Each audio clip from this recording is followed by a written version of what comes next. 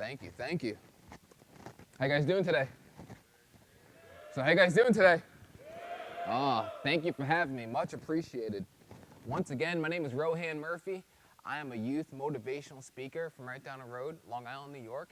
And today, I'm here with you all to share my story and tell you how I overcame not having legs. But with that said, I'm going to start from the very beginning.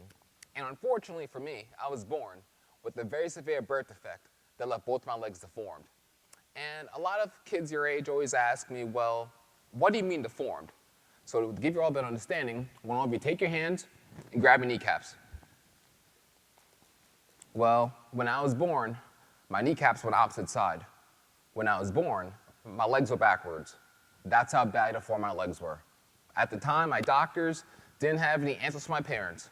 And you guys can let go of your knees now. There we go. Like I said, my doctors didn't really have any answers for my parents. And my parents took it really hard, especially my mom, because she kind of blamed herself. She thought maybe she had done something or taken something during her pregnancy to really cause this deformity. But it wasn't her fault. I guess you could say it was just Mother Nature dealing me a bad hand in the game of life. Went on to live life those first couple years with deformed legs, and then finally, at the age of 4, my parents and doctors decided that it'd be best if I had my legs amputated in hopes of someday, maybe around middle school or high school, to get prosthetic legs and walker prosthetics. So at the age of 4, I had my legs amputated. But I had some complications through the surgery, and I required 5 additional surgeries afterwards. So as a kid, spent a lot of time in the hospital, a lot of time at home trying to recover from all these different surgeries and procedures. And for the first couple years, I was even homeschooled, because physically, I just couldn't go to school every day. But then finally in 3rd grade, like any other kid, I began to attend school. And that first day of school in 3rd grade, that's when it hit me. That's when I truly realized that I was different. Because when I first started going to school, there were just so many things I couldn't do on a daily basis that all my friends and classmates were able to do. And a big thing for me at that point in my life, when I was a kid, was the ability to play sports. Because as a kid, I loved sports. I always had a real natural passion for sports. And I think that love and passion for sports came from my father, Noel, because he named me after his favorite athletes when he was a kid. The first one was a cricket player by the name of Rohan Kanai, and my middle name, Mario, came from his favorite soccer player, Mario Kempes. And that's how I got my full name, Rohan Mario Murphy. But when you don't have legs, you really can't play too many sports, like travel baseball, travel soccer. And at a young age, I never really thought that I would ever have the opportunity to play competitive, able-bodied sports. But thankfully, that all changed back in middle school, back in the 8th grade, because of one person, because of one teacher. My 8th grade phys ed teacher, Mr. Ron Croto, or Coach as I called him.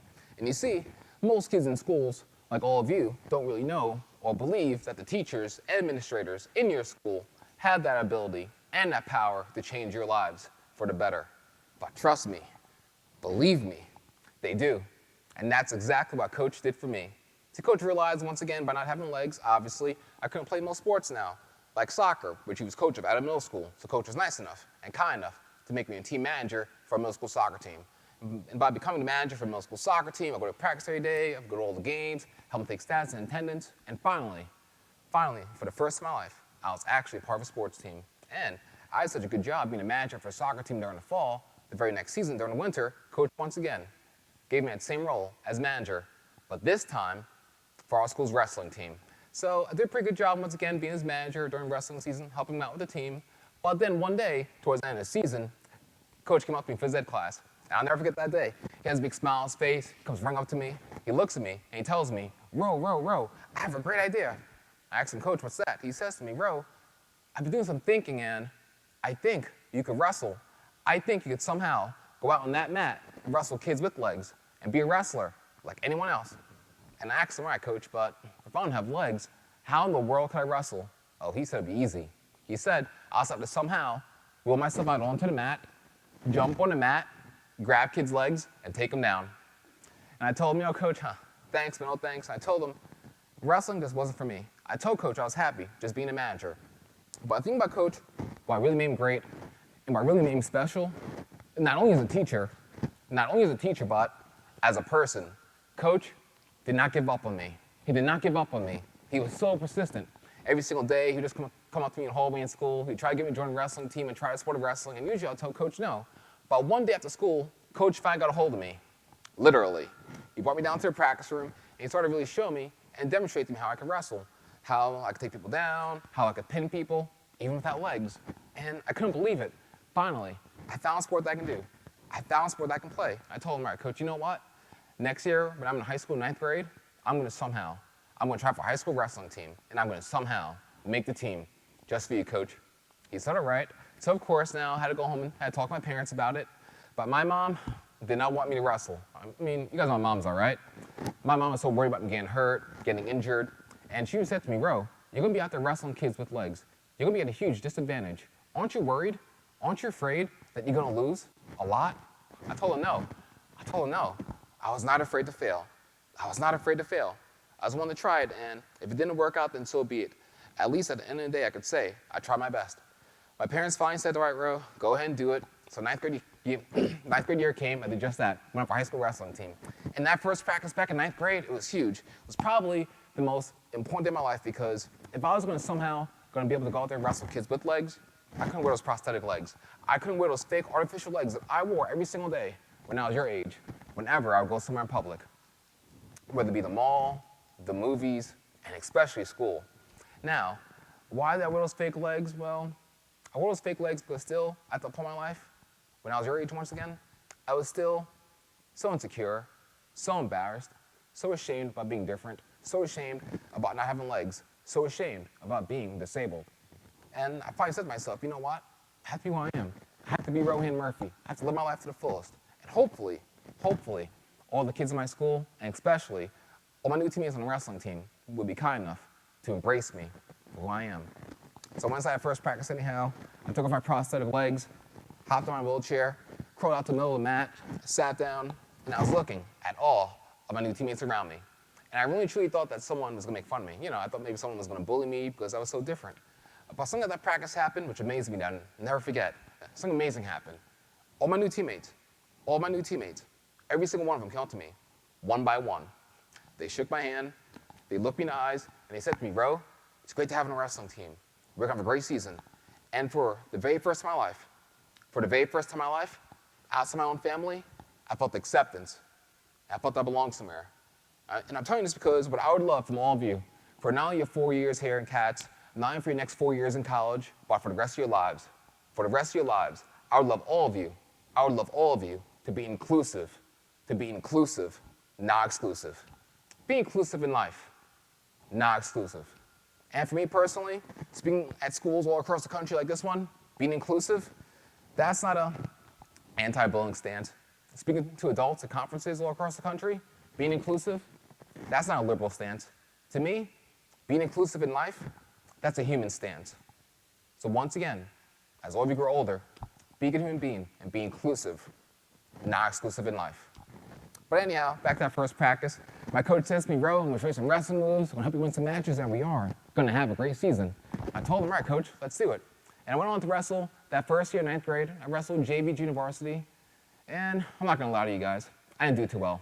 I finished that first season on JV junior varsity with a record of only 2-13. 2-13, 2 wins and 13 losses. I know, not very good. But after that first year, I started to think to myself, what if I could somehow overcome this? What if I could somehow, despite of all of this, could really become successful? And become successful, not just in wrestling, but big picture, become successful in school and life as well. Wouldn't that be amazing? Wouldn't that be remarkable? Wouldn't that be extraordinary? So after that first year, 9th grade, I started to work really hard in the sport, trained really hard over the summer, came back in 10th grade. I improved a lot, made a varsity team in 10th grade, and I finished that season on varsity with a record of 25-6. So in just 1 year, I went from 2-13 to 25-6. And I was proud of myself. But I wasn't satisfied. I just wanted more. I wanted to be not just good, I wanted to be great.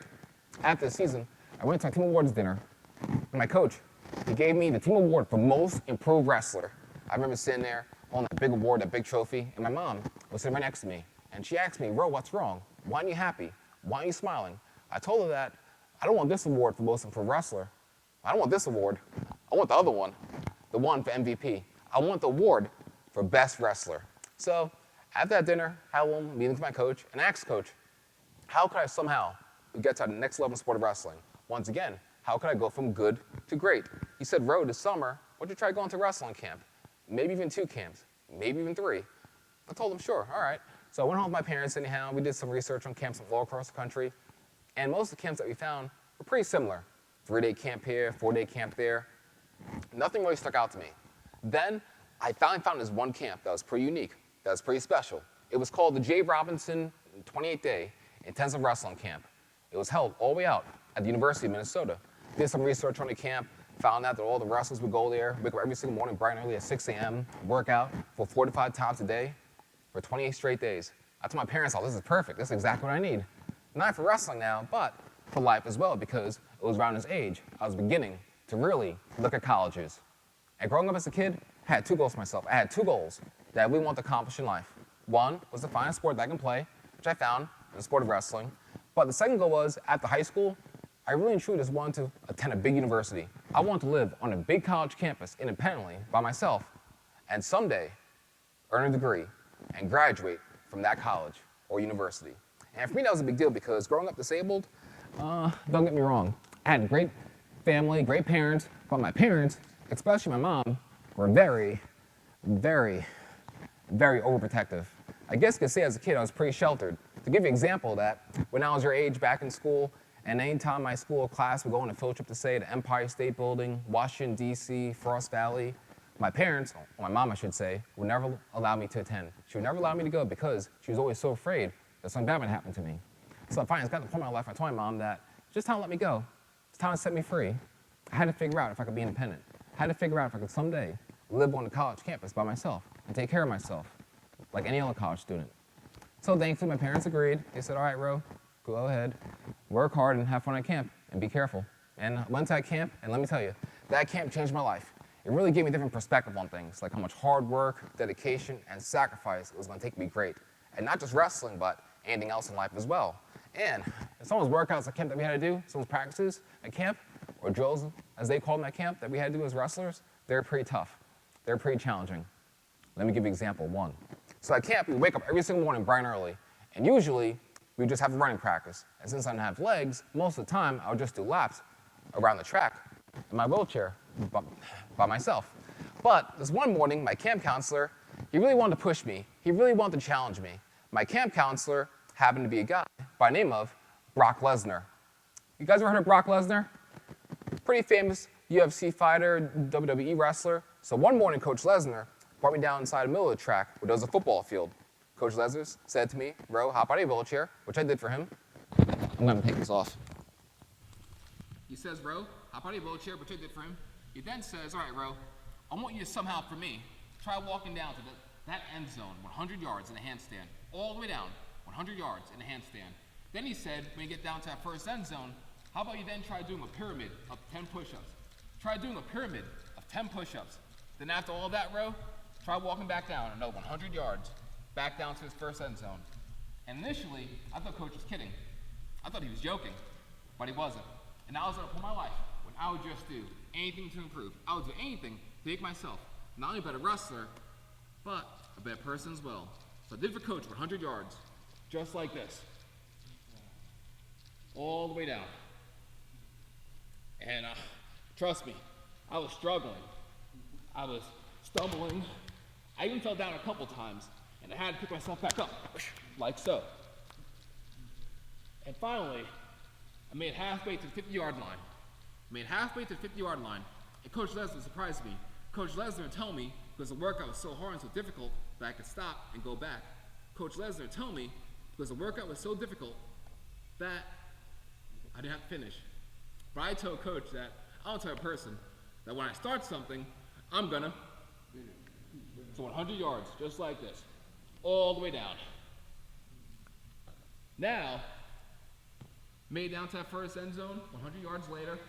Then I had to do a pyramid of 10 push-ups, all right? And that's pretty tough in itself because our pyramid of 10 push-ups isn't just 1, 2, 3. No, it goes something like this.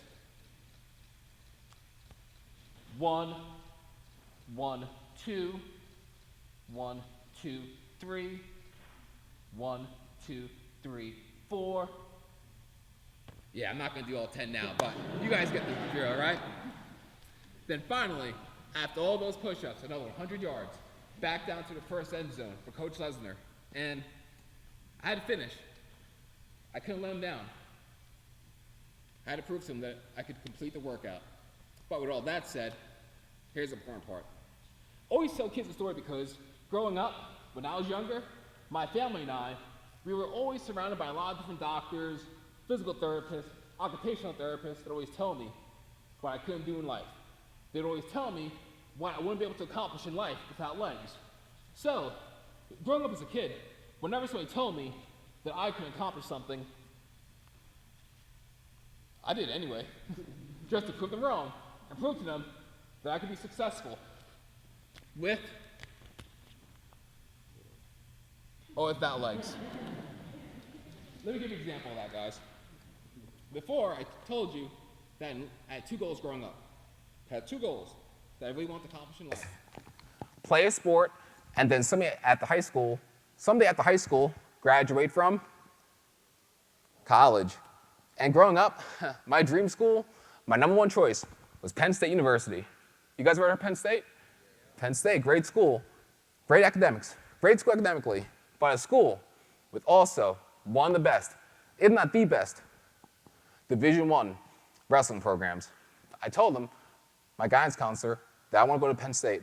I told them I want to someday wrestle for Penn State. But most importantly, I told them I want to someday graduate from Penn State University. You know what he told me? He said to me, Ro, Penn State, that's a great school. I know you got the grades for it. I know you got the academics for it, but Penn State, that's a huge campus. I don't know if it's right for you, Ro. He said to me, there's 45,000 college students on that campus. 45,000 students on one campus. He said to me, Ro, Penn State, wouldn't that be too much for you? How would you get around by yourself? That's a huge campus. He also told me that it snows there a lot in winter, and believe me, it does. He said, Ro, if it snows, how would you get around campus on your own? How would you get to class? And I never forgot that. I never ever forgot that. To make a long story short, yeah, I went to Penn State. And I graduated from Penn State University. And back to that camp anyhow, I think I impressed Coach Lesnar by doing our workout across the football field. Why? Because he made me do it again. Great guy, huh? And the very last day of camp was pretty special. On the 28th day, before each wrestler was allowed to leave, each wrestler had to run a marathon. Simple. You run a marathon, then you leave, you go home. But the thing about the marathon that really made it different was that for the very first time at camp, each wrestler was given a choice. Each wrestler was given a choice to run either 5, 10, or even 15 miles. Take a wild guess at how many miles I chose to do in that wheelchair. Well, it was actually 16 or 17 because I got lost on my way home. But the point is, just like all those kids at that camp, just like all those wrestlers at that camp, all of you have a choice as well. All of you have a choice to be either average, good, or great at whatever you love to do. Whatever you have a passion for, you all have a choice to be either average, good, or great. Favorite subject in school, favorite sport, art, dance, music, theater. You all have a choice. And I hope, for here on out, you choose to be great. I hope, for here on out, you always choose to get the most out of life. I hope, for here on out, you always choose to be a personal best. Because as you all know, you ain't living twice. You get one life. So you might as well make it count, with or without legs. I came after my camp anyhow. I did pre-ball in high school wrestling once again, and after high school, like I said, I attended Penn State University. And when I was in Penn State, I decided to go for the Penn State wrestling team. So one day, I had a meeting with the Penn State wrestling coach in his office. I wheeled up to his office, I knocked on the door. Coach answered, he had a big smile on his face. I told him, Coach, I'm Rohan Murphy, and I would love to be part of the Penn State wrestling team. He looks at me and says, sure, Ro, great. He says to me, Ro, how about you become one of our managers? How about you help us take stats for the matches? Maybe you can help us videotape the matches. Be one of our helpers, he said. Be one of our managers. I told him, Coach, no. I told him, Coach, I want to wrestle. I told him, I want to be on the Penn State wrestling team. He says, well, Ro, if you don't have legs, and if you're in a wheelchair, how exactly could you wrestle? I told him, it's hard to explain, but I can show you. He said, all right. So I took him down right in his office. Coach looks at me and says, all right, that's enough. He said, that's enough. And he says, all right, sure, bro. I'll give you a try for the Penn State wrestling team. And our very first practice of the year was going to be something a little bit different. It was going to be a workout where all the wrestlers on the team were going to run up a very tall, steep hill. It was a ski slope right outside of Penn State campus. And I just remember now going to this practice, looking at all my new teammates around me, watching them getting warmed up, stretching out, getting ready to run up this tall hill on their feet. And I said to myself, if I'm going to make the Penn State wrestling team, and if I'm going to be successful in not only collegiate wrestling, but in life as well, I can never, ever use this as an excuse. I can never tell someone, I can't do this workout because I don't have legs. I can never tell someone, I can't send me after high school, go to college, and graduate because I'm disabled. No. No. My life motto, pretty simple, pretty straightforward. It's called no excuses. No excuses. You want something out of life? Go get it. Go earn it. Go achieve it. So after all my teammates started rubbing the hell on their feet, I followed them on my hands. Through the dirt, through the grass, through the gravel. It took me about an hour and a half to get up top of the hill. About an hour and a half, but I did it. And I finished it. Why? No excuses.